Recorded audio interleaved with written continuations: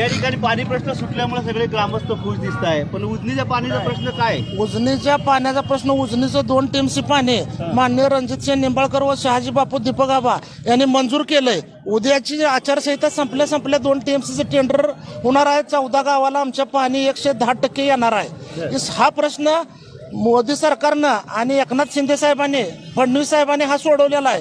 फक्त आचारसंहितेमुळे टेंडर राहिले. येत्या दिपोळीपर्यंत पाईपलाईनचं काम चालू होणार आहे. उजनीचं पाणी 110% येणार आहे आमच्या तालुक्याला.